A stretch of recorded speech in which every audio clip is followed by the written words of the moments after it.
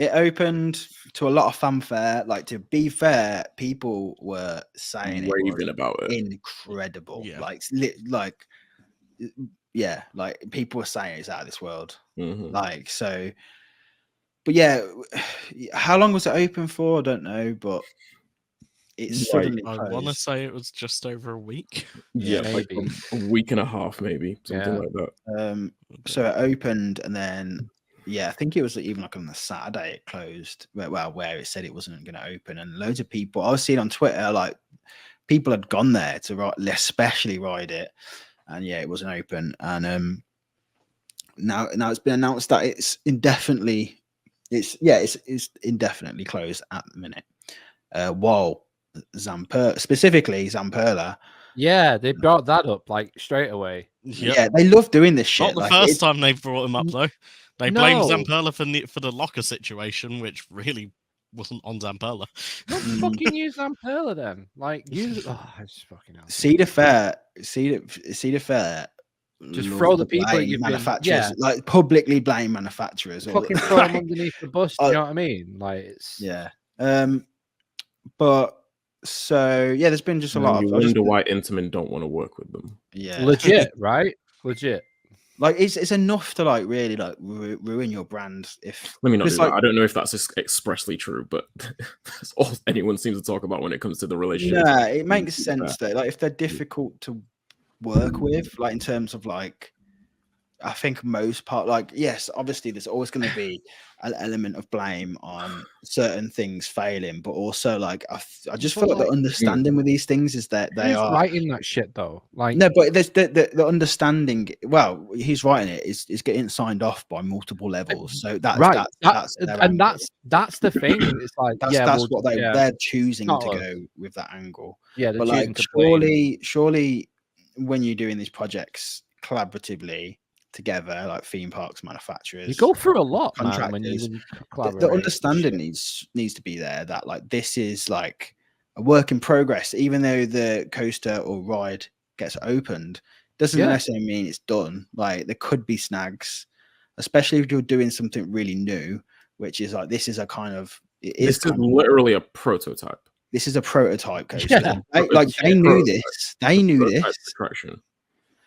They absolutely knew that they knew who Sierra were. They knew like this was like a Sierra.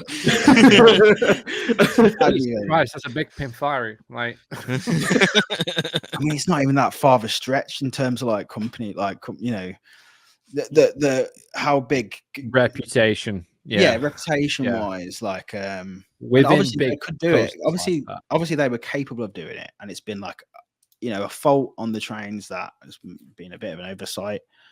Apparently it's the wheelbarrow. Is it something to do with like I mean we can talk about like what is speculated, but like nothing has been confirmed. No one really has no one knows exactly what it is, or like the main rumor I heard what it is. But in either the wheels or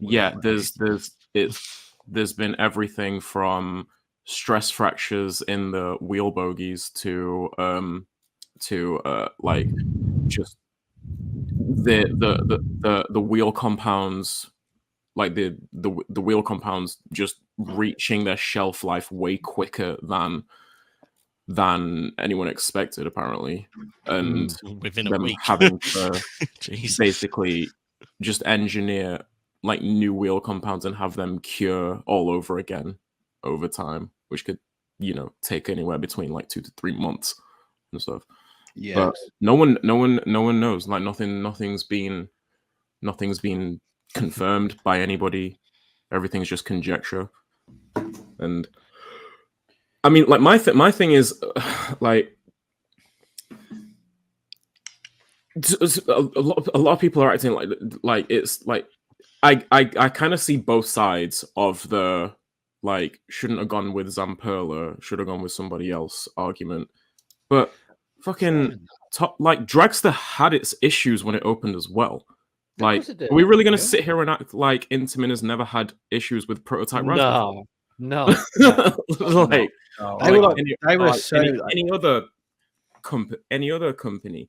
I feel like people don't like people forget, like, only a couple of years ago, like, Intamin were, like, renowned for being like, okay, it's by Intamin means the first 2 months it will hardly be open.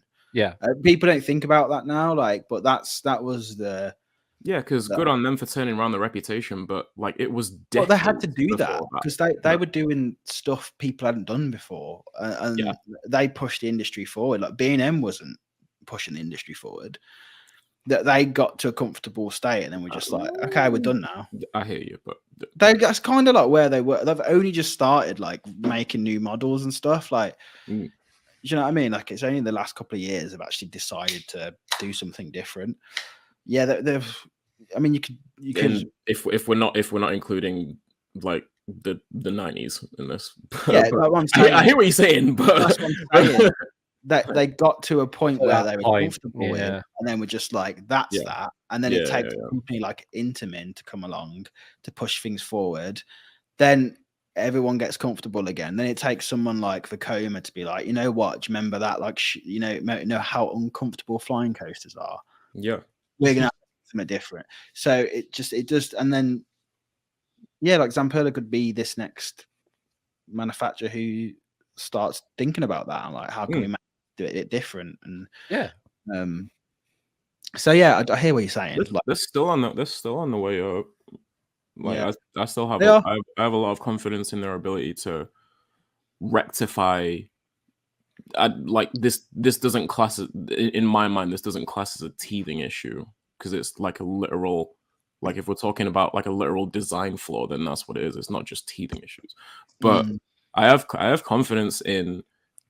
I mean, like I've sat in that train before. I sat in it. At IAPA. It was like sitting in the Intamin trains, like with the new restraints and everything. It was like sitting in the Mark trains. Like it's that level of comfort in them.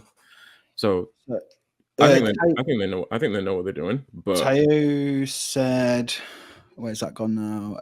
But that was mainly because of complex of hydraulic launches. Zamperla was seen as a cheaper option. That model Intamin made does have many issues like the Sky Swats. Nah, Intamin, like most of their like coasters that were different, like 13, when that first like started coming, it was down all the time. You still can't ride in the rain. Like in Hagrid's, because it was just so complex. Like that was like months of issues. It opened too early, then it was down constantly. Now it seems to be like pretty stable because they've like just ironed it all out. And there's a lot of stuff from Intamin that, like just didn't go well. I can't even think of the rest. Like I-305. I mean, let's look at Maverick having to rip out an inversion and reprofile. Don't get people turning up to the fucking mecca of Intamin. Someone write a massive list about like the errors of Intamin over the years. But the point is like Top Thrill Dragster's train losing parts off of it. Like the back wheels straight up. I know that's more so. Well, I mean, like it's Intamin's train design. But but I think the point is though is like not lambasting like a manufacturer for like having like, as long as like no one's hurt, obviously with Top Thrill Dragster, someone was hurt really bad, but most of the time like the safety's been built and then like they just keep pushing on from that. But to pretend Intamin didn't have any like problems ever except for like hydraulic launches. I just think they could have worded that statement a lot better. Because they've been collaborating on this obviously for years with Zamperla. It's not just something that's happened overnight. They've been building this relationship and trust and all that, and then just to go, Zamperla's fault. It's like, cheers, mate. You know what I mean? I'm going to come back and work for you. It's kind of what like Hershen did with RMC as well. You know, they put that big board outside of Lightning Rod, didn't they? Saying like publicly, just saying like, it's just weird like that when they put that board out saying like Rocky Mountain Construction are trying to fix this issue, something along them lines, and it's just like, imagine if you put that board outside somewhere in the UK, like guests are not gonna know what Rocky Mountain is. Like, why are you putting, the only reason you're putting that is like to be like, not our get fault. the blame away from you. Yeah, legit. And I just think like sometimes we've made a collaborative mistake with something in our design. We didn't see it happening. The ride's down. It'll be open when it's open, and it'll be better than ever. Like, don't just say we are working with the rides manufacturer. Legit, because that even says like we're trying to, we're working together as much as it's not just them on their end. Like, yeah, for sure. I mean, we made the choice to take them on for the project. It's just an error as well. Shit goes wrong and shit gets fixed and then shit's fine. Like, it happens all the time in any industry. Like, it's what happens. And there's people put in place to fix these things, and that's what's happening. The only problem I have with it is the fact that they announced that closure literally the day after I booked a trip over there in July. Oh, see now. Now, yeah, you were trying to get me to fuck it. Like, I registered to go on that event. Don't do that. You were well up for it. Because I knew it was going to go down at the time. Did I? Me and Joe were literally going to book it that night, and was just like, "Oh, it's a bit late now. Let's just wait for tomorrow." And then, like, I'm pretty sure it was the day after that. Was when it was announced, and I was like, "Do you know what's Zamperla, Sean? Do you know what's Zamperla? Because you couldn't go to Cedar Point." I mean, to be fair, like, I still think you should come. To be fair, yeah. If it was, if for me, it wouldn't be the end of the world because I've never done Cedar Point. So there's so much more shit to do. You've still got a whole park to run. Yeah, massive. It would be worse if you were to turn in just to do it, and then it was like down. Like, that would be right kick. Yeah, but I'm closer to that, circumstance, being that I've been to Cedar Point a few times already.